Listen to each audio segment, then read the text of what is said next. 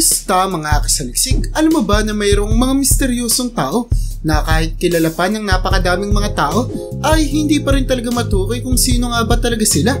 Kaya mula sa sikat na hijacker na hindi na muling natagpuan hanggang sa matalinong serial killer na hindi maimbestigahan ng mga otoridad, ay pag-usapan natin ang siyam na pinaka-misteryosong tao sa kasaysayan. Kaya kung handa ka nang makilala sila ay simulan na natin. Number 9. D.B. Cooper. Ang natatanging hijacker ng isang eroplano sa bansang Amerika na hanggang sa ngayon ay hindi pa rin nakikilala ay ang taong tinatawag na D.B. Cooper, kung saan kahit na noong ika-24 ng buwan ng Nobyembre taong 1971 pa naganap ang pangyayari ay hindi pa rin siya nakikilala sa kasalukuyan.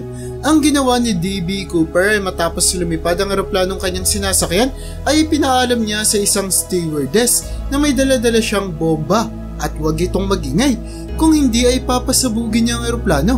At dahil sa takot ay agad na sumunod ang stewardess sa kanyang mga hiling, kung saan agad niyang ipinaalam sa kapitan na gusto niya ng $200,000 at 4 na parachute. Dagdag pa sa kanyang hiling ay ang isang truck na pwede niyang gamitin sa kanyang pagtakas pagdating sa airport.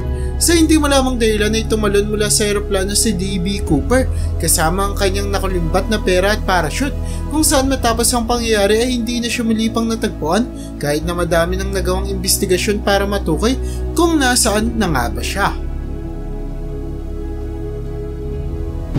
Yo, kumusta mga kasaliksik? Ako po si John Mark Guzman, ang boses sa likod ng Saliksik TV. At ngayon ay gusto ko kayong imbitahan na mag-subscribe sa Saliksik Gaming kung saan maglalaro at mag-e-enjoy tayo. Kaya ano pang hinihintay mo? Subscribe na at see you there kasaliksik. Number 8. Babushka Lady. Kung pamilyar ka sa kasaysayan ng bansang Amerika ay posibleng alam mo na ang pagpatay sa dati nilang presidente na si John F. Kennedy, ang isa sa pinakamisteryosong pagpatay sa kasaysayan, kung saan hanggang sa kasalukuyan ay hindi pa rin ito nabibigyang linaw. Ngunit meron pang mas misteryoso sa insidenteng ito, kung saan may isang babae sa lugar ng pangyayari na tinatawag na Babushka Lady na sinasabing posibleng nakaalam sa mga hindi pa din masagot na mga katanungan. Ang Babushka Lady ay may suot na damit na kagaya sa mga lola ng bansang Russia na tinatawag ding babushka. At sinasabi na sa lahat ng retrato at video na nakuna ng araw ng pagkamatay ni John F. Kennedy ay makikita ang babaeng ito. At sinasabi din na mayroon siyang hawak-hawak na kamera kung saan posibleng nakuna niya ng malapitan ang insidente at maaaring alam niya din na papatayin si John F. Kennedy noong araw na iyon. Sa kasalukuyan ay hindi pa natutukoy o nahahanap kung sino nga ba si Babushka Lady na sinasabing posibleng magbigay linaw sa misteryosong pagkamatay ng dating presidente ng Amerika. Number 7. Ang lalaking nagmula sa Taured. Maaaring narinig mo na ang kwento tungkol sa lalaking nagmula sa isang misteryosong bansang tinatawag na Taured, kung saan talaga namang nilito nito ang madaming mga eksperto, dulot na walang bansang Taured sa ating daigdig. Kung kaya't iniisip ng lahat na posibleng nanggaling sa ibang dimensyon ng lalaking ito. Ang lalaki ay kaya ding magsalita sa iba't ibang lengguwahe at meron din siyang hawak na passport mula sa Taured, kung kaya't hindi pwedeng sabihin na baliw lamang ang lalaki. Kung kaya't nang bigla na lamang siyang maglaho sa kanyang kwarto kung saan siya pinanatili muna ng mga otoridad habang siya ay iniimbestigahan, ay talaga namang nagulat na lamang ang lahat ng tao. Number 6. Ang espiya ng Soviet. Ang Soviet spy o kilala din sa tawag na Perseus spy ay ang isa sa misteryosong tao na hanggang sa ngayon ay pinagtatalunan pa din ng mga eksperto kung totoo sa kadahilan ng wala ni isang impormasyon ng lumabas tungkol sa sinasabing espiyang ito na talaga namang nakatulong sa Soviet, kung saan siya ang pumapasok sa mga laboratory ng ibang bansa gaya ng pagkuha niya ng impormasyon tungkol sa Manhattan Project sa bansang Amerika na naging pinagmula ng mga atomic bomb at iba pang armas ng bansa. Ang impormasyon na ito na nakuha ng Perseus spy ay kanyang ibinibigay sa Soviet Union upang magbigay kaalaman sa kanila tungkol sa proyekto ng ibang bansa at kung paano ito gayahin at kontrahin. Number 5. Nagte-teleport na lalaki. Maniniwala ka ba kung sasabihin ko sa iyo na mayroong lalaki na nagte-teleport mula sa ating bansa papunta sa bansang Mexico? Ang pangyayari ay naganap noong ika-24 ng buwan ng Oktubre taong 1593, kung saan habang nagbabantay ang isang sundalong pinangalan ng Gil Perez sa kanyang istasyon sa siyudad ng Manila sa bansang Pilipinas ay bigla na lamang siyang nahilo at napapikit, kung saan talaga namang nagtaka siya sa pagdilat niya ay malaman niya na napunta na pala siya sa bansang Mexico. Agad niya itong ipinaalam sa mga otoridad kung saan agad siyang hininga ng patunay kung kaya't nagbigay siya ng mga balita sa ating bansa na hindi pa nakakarating sa Mexico. Dahil sa bagal ng pagkalat ng balita noon, na agad namang nakumpirma ng mga otoridad kung kaya't pinaniniwala ang totoo ang pagka-teleport ni Jill Perez. Number 4. Count Saint Germain. Paano kung sabihin ko sa iyo na mayroong isang tao sa kasaysayan ng ating daigdig na pinaniniwalaan ng mga eksperto na isang time traveler? Siya ay si Count Saint Germain na hanggang sa kasalukuyan ay patuloy na pinagdedebatihan kung kailan ba talaga siya ay pinanganak, kung saan ang iba pang teorya ay nagsasaad na ipinanganak siya noong panahon ni Jesus. Madaming mga larawan sa iba't ibang panahon ng kasaysayan ni Count Saint Germain kung saan hindi nag-iiba ang kanyang itsura at estilo ng kasuotan, kung kaya't madaming mga nagsasabi na posibleng immortal o kaya ay time traveler siya.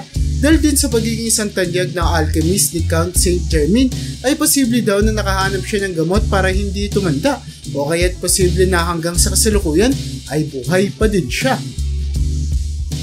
Number 3. Satoshi Nakamoto. Kung alam mo ang currency na tinatawag na Bitcoin, ay posibleng pamilyar ka na kay Satoshi Nakamoto na kilala bilang inventor at nagsimula nito. Ngunit kahit na sobrang sikat at napakalaking halaga ang ginawa ni Satoshi, ay wala ni isang taong may kilala sa kanya.